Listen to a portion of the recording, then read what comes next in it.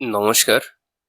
আজকে আমাদের আলোচ্য বিষয়বস্তু হলো যে বিশেষ কোন কোন লক্ষণ দেখে বুঝবেন যে আপনার যে নেক্সট লাইফ যেটা হবে বা পরবর্তী জন্ম খুব ভালো হবে। ১ নম্বর পয়েন্ট হলো এই বর্তমান প্রেজেন্ট লাইফে যে জিনিসটা আপনার সবচেয়ে পছন্দের সেটির প্রতি আর কোনো রকম অ্যাটাচমেন্ট থাকবে না। এটা হচ্ছে ১ম পয়েন্ট। এবার বলবেন কেন আমি বলছি? তার কারণ হলো আমাদের মানুষের তৈরি যে নিয়মগুলো আছে আর প্রকৃতির যে নিয়ম আছে সেটা না একটু ভিন্ন। মানে আপনি যখন দেখবেন খুব পরিমাণে ঠাকুর ঠাকুর করছেন, ঠাকুর কিছুতেই না আপনার স্বপ্নে আসছে না। আপনি হয়তো প্রশ্ন করবেন যে আমি এত ডাকি তাও কেন আসে না? উনি কিন্তু হুট করে আসবেন যেদিনকে আপনার হয়তো তাকে দেখার কোনো ইচ্ছে নেই, সেদিনকারই উনি এসে আপনাকে দেখা দেবেন।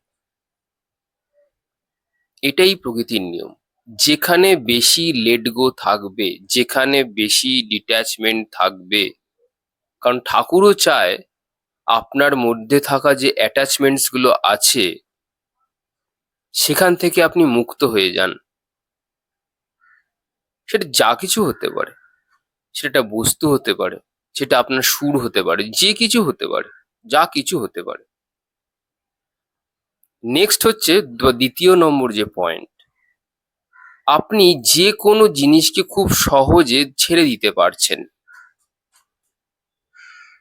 আপনার আপনার যে যে কোনো জিনিস হতে পারে, সেটা কোনো বস্তু হতে পারে, সেটা কোনো ওই যে লোকে যারা যেগুলো বলে ট্যালেন্ট, সেগুলো পর্যন্ত আপনি অনায়াসে ছেড়ে দিতে পারছেন।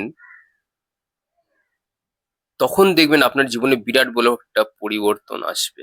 এবার বলছি যে কেন? যে জিনিস আপনি ছেড়ে দিতে চাইছেন বা আপনি যে সমস্ত জিনিসকে ছেড়ে দেওয়ার জন্য রেডি আছেন, এই যে প্রকৃতির যে নিয়মটা না আপনার, ওই যে বললাম প্রথমেই ভিন্ন ধর্মী, অর্থাৎ আপনি যা চাইছেন না সেটাই না আপনি আরো বেশি বেশি করে পাবেন। এই যে যারা দেখবেন খুব সরকারি চাকরির জন্য পরীক্ষা দেয় বা প্রচুর চেষ্টা করে, একটা স্বপ্ন নিয়ে থাকে, হয়ে ওঠে না ঠিক। দেখবেন জিজ্ঞাসা করে। সবার ক্ষেত্রে তা হয় যে সেটা নয়, তবে একটা ডিট্যাচমেন্ট যদি না থাকে তাহলে প্রকৃতি কিন্তু দেয় না, আর দিলেও তার কাছ থেকে কেড়ে নেয়। আপনি হয়তো সাময়িক আকর্ষণের প্রভাবে এসে কিছু একটা জিনিসকে নিয়েছেন বা অর্জন করেছেন, পরবর্তীকালে দেখা যায় যে সেই জিনিসটার প্রতি আপনার আর আকর্ষণ থাকবে না, থাকে না। তো যে মানুষের কোনো আকর্ষণ নেই, ওই যে বললাম ভিন্ন, ফলে তার যে পরবর্তী যে জন্ম আছে সে সব কিছুই পাবে, সে সব কিছুই পাবে। পরের পয়েন্ট হলো ৩ নম্বর পয়েন্ট, আপনি যখন দেখবেন যে আপনার আপনার যে মানসিক স্থিতি আছে, আপনার শরীর সহ আপনি যেদিন স্থির হয়ে বসতে পারবেন, কমপ্লিট স্টিলনেস যেদিনকে আপনি পারবেন, আপনি বুঝবেন যে আপনার সমস্ত এনার্জি সেন্টার্স যেগুলো রয়েছে সেগুলো আস্তে ধীরে ধীরে ধীরে সেগুলো প্রশমিত হচ্ছে। অর্থাৎ এ জন্মে আপনার শান্তি না পেলেও, চারপাশের অবস্থা খারাপ হলেও, আপনি যদি স্থির হয়ে যেতে পারেন আপনার মৃত্যু সময়ে, এবং যদি পরের জন্মে ফিরেও আসেন, আপনি কিন্তু একটি শান্তিপূর্ণ পরিবেশ পাবেন আপনার চারপাশে। কারণ ওই যে স্থির হয়ে থাকা, ওটার উপরে আপনার এখন মাস্টারি এসে গেছে, সেটার জন্য আপনি পারবেন। যার যেরকম ভাব তার সেরকম লাভ, কথাতেই আছে। পরের পয়েন্ট হলো, ভয় যেদিনকে আপনার থেকে দূরে পালাবে, মানে আপনি আর ভয় কিন্তু পাচ্ছেন না, এরকম যদি সিচুয়েশন আসে আপনার কাছে, যেটা ভীতি হওয়ার মতো অর্থাৎ ভয় হওয়ার মতো, তখনও যদি আপনি স্থির থাকতে পারেন, তাহলে সেদিনকে আপনি আপনার ভয়কেও জয় করে নেবেন। যে ব্যক্তির ভয় নেই, অর্থাৎ যেটি আগের অডিওতে বলেছিলাম, আপনার যে বিষয়ে এক্সপিরিয়েন্স থাকবে আপনি সেগুলোই কিন্তু আবার নেক্সট লাইফে সেখান থেকেই কিন্তু শুরু করবেন। তা আপনার যদি ভয়ের এক্সপিরিয়েন্স থাকে, তাহলে কিন্তু পরের জন্মে এসে আপনাকে ওই ভয় যুক্ত সিচুয়েশনই দেওয়া হবে। যে সমস্ত কাজকর্ম করে আপনি ভয় পাবেন, এটা যদি মেনটেন করেন তাহলে কিন্তু পরবর্তী জীবন আপনার ওরকম ভয়ঙ্করই হবে। পরের পয়েন্ট হচ্ছে, আপনি যদি জীবনকে সিরিয়াসলি আর যদি না নেন, অর্থাৎ জীবনকে সিরিয়াসলি নেওয়া যদি আপনি ছেড়ে দিয়ে থাকেন, অর্থাৎ যে জিনিসগুলো মানুষ বলছে খুব পরিমাণে সিরিয়াস, কাজ, বিবাহ, শান্তি, সমৃদ্ধি, টাকা পয়সা, এগুলোকে আপনি আর সিরিয়াসলি নিচ্ছেন না। ট্যালেন্ট, লোকে বলবে আপনার তো কত ট্যালেন্ট, এগুলো আর আপনার কিন্তু মধ্যে যখন আসছে না, অর্থাৎ আপনি কোনো কিছুতেই আর সিরিয়াস নেই, আপনি দেখবেন অটোমেটিক আপনার কাছে সিরিয়াসলি নয় কিন্তু এমন এমন গুরুত্বপূর্ণ জিনিসগুলো আপনার সাথে হবে যেগুলো আপনার জীবন বদলে দিতে পারে, এবং সেগুলো মানুষের চোখে খুব বেশি সিরিয়াস। আপনার কোনো উন্নতি হতে পারে। আপনি যদি এরকম ক্যাজুয়াল যদি থাকেন, লাইফকে যদি সিরিয়াসলি যদি না নেন, ব্রেকআপ, বিবাহ বিচ্ছেদ, সংসারের অশান্তি, আপনি যদি একদম ক্যাজুয়াল যদি আপনি থাকেন, আপনি দেখবেন নেক্সট লাইফে এসে সব কিছু স্মুথ আপনার কাছে। আপনি বলবেন কেন বাবু, এটা এটা কেন হচ্ছে? কারণ আপনি তো সব কিছুকেই না আনন্দের ছলে নিয়েছেন, ক্যাজুয়ালি নিয়েছেন, খেলার ছলে নিয়েছেন। তাই খেলার ছলে মানুষ কখন হয়ে যায়? যখন তার চারপাশের সিচুয়েশনস গুলো কমফোর্টেবল থাকে। তো আমি ওই যে বললাম, ফ্রিকোয়েন্সি যেরকম থাকবে আপনি সেরকম পরিবারের সেরকম ফ্রিকোয়েন্সিকে গিয়ে অ্যাট্রাক্ট করবেন। ফলে আপনার চারপাশের যে সিচুয়েশনস গুলো থাকবে সেই সময় জটিল একদম থাকবে না। লোকে আপনাকে এই জন্যে পাগল বলুক না, কারণ আপনি তো ক্যাজুয়াল, কিছুই সিরিয়াসলি নিচ্ছেন না। যদি ফিরে আসেন বাই চান্স, কারণ এই যেটা আমি বললাম ক্যাজুয়াল হয়ে থাকা,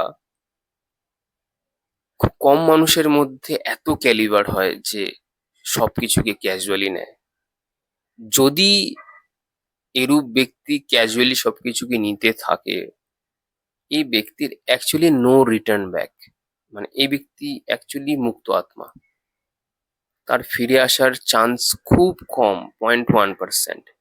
যদি চলেও আসে, তার চারপাশের যে সিচুয়েশনস গুলো থাকবে অতীব কমফোর্টেবল, কোনো ঝুট ঝামেলা নেই। এটা তো সবাই চায়। যাই হোক, আমরা পরের পয়েন্টের দিকে এগিয়ে যাই সময় নষ্ট না করে। পরের পয়েন্ট হচ্ছে, সবকিছু হারিয়েও আপনি যখন নিজেকে ধনী মনে করবেন, মানে আপনার আর হারানোর কিছু নেই। আপনার হয়তো সুর হারিয়ে গেছে, কিন্তু সে সুরের জন্যও কিন্তু আপনার আর কোনো মায়া নেই। লোকে বলবে আপনি কিভাবে বেঁচে আছেন এই সুর ছাড়া। আসলে কথা হলো, সুর আপনার মধ্যে ভাব তৈরি করে, ভাবেরও ওপরে আরেকজন রয়েছে, সেটাকে বলা হয় মহাভাব। আপনার মধ্যে সুর ভাব তৈরি করে। তা এই ভাবটা তৈরি হচ্ছে কিন্তু আমাদেরই ভেতরে থাকা নার্ভাস সিস্টেম এবং কেমিক্যাল রিয়াকশনের জন্য। একটা জিনিসকে অ্যাচিভ করতে গেলে তার হাজার রকমের পদ্ধতি থাকে। এবার আমরা মানুষরা ভেবে নিয়েছি যে ওই ভাবকে অ্যাচিভ করতে গেলে সত্যিকারেরই বোধহয় শুধুমাত্রই সুর প্রয়োজন হয়। আসলে তা নয়। একটা জিনিসকে অ্যাচিভ করতে গেলে তার হাজার রকমের প্রসেস থাকে, কিন্তু কথা হলো আমরা সেগুলো জানি না। সুর আমাদের আত্মার সঙ্গতি। তখন কিন্তু আত্মা ভায়োলিনের মতন বাজছে, তরঙ্গ থাকছে। সেই তরঙ্গকে যেদিনকে কেউ থামিয়ে দিতে পারবে, একদম স্থির করে দিতে পারবে, তখন কিন্তু তার জীবনে প্রচুর বড় পরিবর্তন আসবে। এইরূপ ব্যক্তি যার সবকিছুকে হারিয়েও নিজেকে ধনী মনে করেন, সে অ্যাকচুয়ালি সত্যিকারের রিচ, ট্রু রিচ পিপল। তারা পরের জন্মে এসে আবার ওই বৈভব সমৃদ্ধি এগুলোর মধ্যেই থাকবে, যদি তারা ফিরে আসে। তাদের হাতের সামনে থাকবে খাওয়ার, চড়ার জন্য থাকবে গাড়ি, নিজের লাইফস্টাইলকে লিড করবার জন্য থাকবে টাকা, শিক্ষার জন্য থাকবে গুরু, সঙ্গীত শেখার জন্য বিভিন্ন রকম ইনস্ট্রুমেন্টস। এগুলো থাকবেই, কারণ এটা তার সংস্কার। সে আসল জিনিসকে জিতে নিতে পেরেছে, সেটা হলো সন্তোষ ধন। জীবনের পরিস্থিতি যেরকমই আসুক না কেন, ওই ব্যক্তি সন্তোষ এবং আশুতোষ, এই কোয়ালিটি থাকতে হবে। এমন সময় আসবে যখন নিজের ক্রিয়েটিভিটিও স্থির হয়ে যাবে। ক্রিয়েটিভিটি কি কি? ক্রিয়েটিভিটি, সেক্স কিন্তু একটা ক্রিয়েটিভিটি, যেখান থেকে ক্রিয়েশন তৈরি হয়। সেখান থেকেই কেউ ছবি আঁকতে পারে, সেই একই এনার্জিকে কাজে লাগিয়ে কেউ ছবি আঁকছে, কেউ সুন্দর করে গান পরিবেশন করছে, কেউ ভায়োলিন বাজাচ্ছে, কেউ পিয়ানো বাজাচ্ছে, বিভিন্ন ইনস্ট্রুমেন্টস, বা কেউ হয়তো জগৎ সংসারকে তার শব্দের মাধ্যমে আনন্দ দিচ্ছে। একই এনার্জির ভিন্ন ভিন্ন ব্যবহার, বুঝতে পারলেন? তা একটা এনার্জিকে যদি ভিন্ন ভিন্ন ভাবে ব্যবহার করা যায়, তাহলে ভিন্ন ভিন্ন প্রসেস দিয়ে কেন একটা এনার্জিকে স্থির করা যাবে না? এই প্রশ্নটা করেছেন? কোনোদিনও করেননি। ভিন্ন ভিন্ন প্রসেস তৈরি হচ্ছে একটা এনার্জিকে দিয়ে। কেউ গাইছে, কেউ নাচ করছে, কেউ তবলা বাজাচ্ছে, কেউ ছবি আঁকছে, একটাই সেক্সুয়াল এনার্জিকে কাজে লাগিয়ে, একটাই এনার্জি, সেই মূলাধার থেকে এসছে। এবার তো এক জায়গায় থেমে থাকলে চলবে না। তো যে ব্যক্তি এটা বুঝেছে যে ক্রিয়েটিভিটিকেও টেনে তুলতে হবে, সবকিছুরই একটা এক্সপায়ারি ডেট থাকে, এক জায়গায় থেমে থাকলে চলবে না। যেদিনকে আপনি এটা বুঝে যাবেন, সেটার প্রতি অ্যাটাচমেন্টস চলে যাবে। আমি বলছি না কোনো কিছুকে ছেড়ে দিতে, তবলা বাজানো ছেড়ে দিন, এগুলো লোকের কিছু মানুষের প্রবলেম থাকলে তারা সেগুলো করে, ক্রিয়েটিভিটিকে ছাড়ে। আমি বলছি না ক্রিয়েটিভিটি খারাপ, কিন্তু কথা হচ্ছে আপনি যদি হায়ার ডাইমেনশনে যেতে চান, এরকম বহু মানুষ আছে যারা গান গাইছে কিন্তু তাদের কাছে অর্থ সাবল্য নেই। এই সেম ছেলেকেই আপনি বসিয়ে দিন মেডিটেশন করাতে, কুণ্ডলিনী মেডিটেশন করাতে, আমি আপনাকে লিখে দিচ্ছি 4 মাসের মধ্যেই তার ভাগ্য পরিবর্তন হয়ে যাবে। কারণ সে এনার্জির ট্রান্সমিউটেশন শিখে গেছে। গ্রহ নক্ষত্র আর তাকে বেঁধে রাখেনি। পরের পয়েন্ট, জীবনের আর কোনো কষ্ট নেই। এই রূপ যদি আপনার কোনোদিনও মনে হয় যে আমার জীবনে যা আছে এনাফ আছে, আমার জীবনে আর কোনো কষ্ট নেই, এতে আপনিও খুশি হবেন এবং দেবী মহামায়াও খুশি হবে। পরের জীবনে সত্যি কথা বলছি, আপনার জীবনে আর কোনো কষ্ট থাকবে না। আপনি হয়তো এখন বিয়ের জন্য ব্যাকুল, আপনি হয়তো সংসারের থেকেও কষ্ট ভুগছেন, পরের জীবনে যখন আসবেন না, যদি এরকম ভাব করেন যে আমার কোনো কষ্টই নেই, কষ্ট থাকবে কেন? সব তো ঈশ্বরের তৈরি, সব ওনার। আমি কেন মাঝে মাঝে পড়ে কষ্ট পেতে যাব? আপনি সবই পাবেন। আপনার মধ্যে দিয়ে যখন ফ্রিকোয়েন্সি আসবে, সন্তোষ ধনের ফ্রিকোয়েন্সি, কোনো অভাবের, কোনো দারিদ্রতার ফ্রিকোয়েন্সি নেই। দারিদ্রতা কি? মনের দারিদ্রতা, যে আমার ওটা হলে ভালো হতো, আমার সেটা হলে ভালো হতো। এগুলো অভাব। এই অভাবের, মনের অভাবের এই ফ্রিকোয়েন্সি যেদিনকে আপনার চলে যাবে, আপনার হয়তো কোটি কোটি টাকা থাকবে না, কিন্তু লোকবল, আপনাকে দেখার লোক, আপনার খাবার দেওয়ার লোক, আপনার পরিচর্যা করবার লোকের কিন্তু অভাব হবে না। এটাই নিয়তি। পরের পয়েন্ট, জ্ঞানের প্রতি আগ্রহ আপনার জন্মাবে, ধ্যানের প্রতি রুচি জন্মাবে। আমরা এখনো কেউ স্থির হয়ে বসে থাকতে পারি না, কিছু না কিছু করতেই হয়। নয় লিখতে হয়, নয় পড়তে হয়, নয় গাইতে হয়। তার মানে বুঝবেন আপনার এখনো অনেক কর্ম করা বাকি আছে। যেদিনকে আপনি শিবের মতন বসতে পারবেন চোখ বন্ধ করে ঘন্টা চারেক, সেদিনকার বুঝবেন যে আপনার কাঁধের উপর থেকে যে বোঝা রয়েছে, আস্তে আস্তে সেই বোঝার বাঁধন খুলে যাচ্ছে, মিশে যাচ্ছে এই অনন্তের দিকে। পরের পয়েন্ট, আপনি অত্যন্ত মানবিক যদি হন, পশু পাখি, ইভেন পিঁপড়েকেও যদি আপনার বন্ধু মনে করেন, আপনার সুর এবং তাদের সুরের মধ্যে কোনো যদি পার্থক্য না থাকে, আপনার সুর এবং ঘরের দেওয়ালের সুরের মধ্যে যদি কোনো পার্থক্য না থাকে, আলাদা করে সেখানে আর কোনো সুর তৈরি করতে হয় না, সব থেমে যায়। তখন এমন মনে হয়, এই যে বলছি, কেন বলছি, কি লাভ বলে? তুমি আমি যদি একই সুতোয় গাঁথা, কি লাভ সেই বলে? নীরবতাই শ্রেয়। আপনি সবকিছু পাবেন পরজন্মে এসে, যদি আপনি ফিরে আসেন তো। কিন্তু লাইফস্টাইলটা ঠিক এই প্রকারেরই হওয়া উচিত। পরের পয়েন্ট, যত মানুষ নিচের চক্র অর্থাৎ চেতনা ছেড়ে ওপরের চেতনার দিকে হাঁটা লাগায়, তত সেই ব্যক্তির পরজন্ম তত বেশি ভালো হয়। যে ব্যক্তি জীবনকে বিশুদ্ধ চক্র দিয়ে হয়তো শেষ করেছে, এটা একটা উদাহরণ বলছি, সে যখন ফিরে আসবে তার কাছে সবই থাকবে। সে ব্যক্তি হয়তো ভালো গাইতে পারবে, সে ব্যক্তি হয়তো ভালো কথা বলতে পারবে, অথবা সে ব্যক্তি অকাল্ট কম্পিটেন্ট পর্যন্ত হতে পারে, যার কোনো তোর নেই। এনার্জি ওয়াইজ আপনি কেন, পৃথিবীর কোনো সাধারণ মানুষের ক্ষমতা নেই এইরূপ ব্যক্তিকে হারিয়ে দেয়।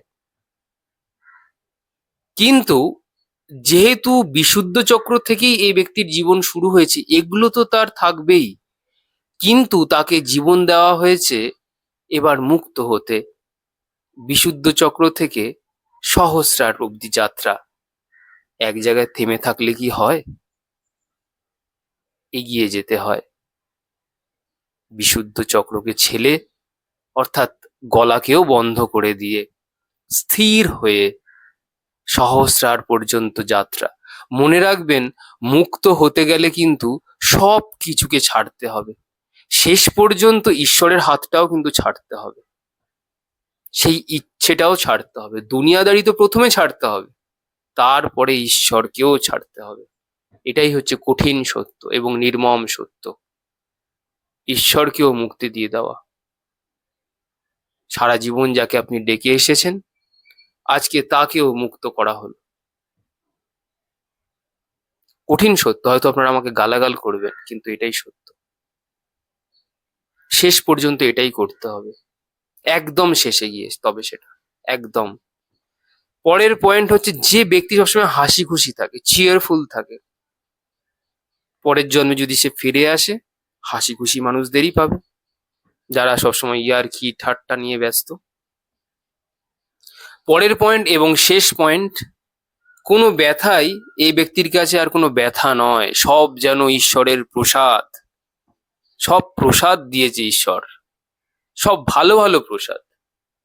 হয়তো আপনার ডাইভোর্স হয়ে গেছে, ব্যক্তি যদি জ্ঞানী হয় সে বলবে আমাকে ঈশ্বর প্রসাদ দিয়েছে, আমাকে রাজভোগ দিয়েছে, আমি বেঁচে গেছি, আমাকে বাঁচিয়ে দিয়েছে।